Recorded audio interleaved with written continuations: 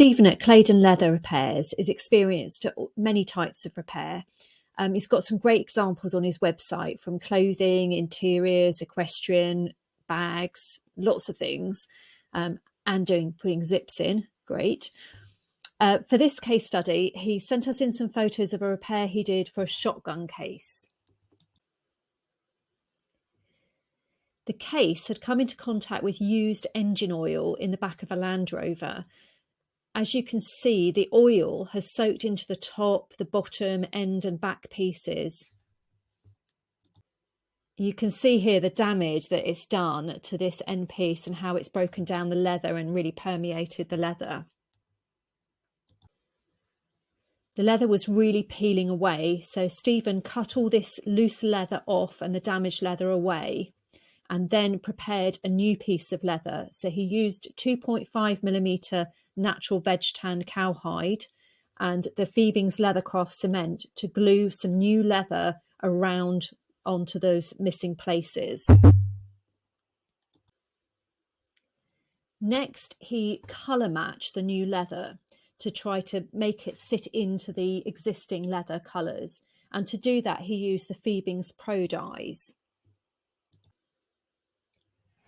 If you're going to do this, colour matching, the best thing to do is to keep some of the natural veg tan to one side and create some test pieces so that you can know and have kind of match that up and see how you're getting on.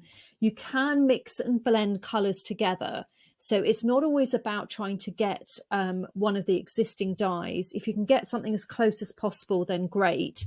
But quite often, especially on old leather, they will have developed over time. So in this case, you might want to pick a couple of the browns. You want to use like for like. So if you're using Pro dyes, keep them both as Pro dyes because they have the same solvent base.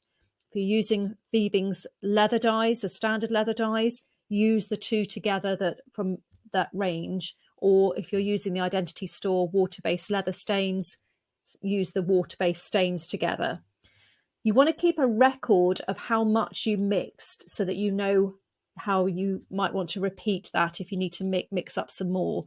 So when I'm testing, I always write down the details underneath of the percentages, and if I use one of those droppers, can be a really handy way of knowing exactly the concentrations that you've made for the mix.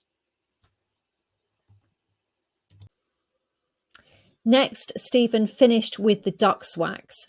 The duck's wax is very natural. It's got a lot of beeswax and some natural oils and properties in it. Really good finish for this kind of case. And if you put this on, work it in, and then give it a really good buff, you'll get some water repellency and stain resistance from it. Lastly, Stephen sewed all the bits together with a fine polyester thread to re-stitch it together.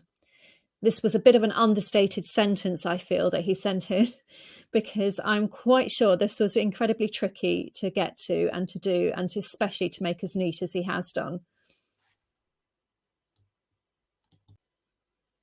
So thanks to Stephen for sending in that case study of a repair.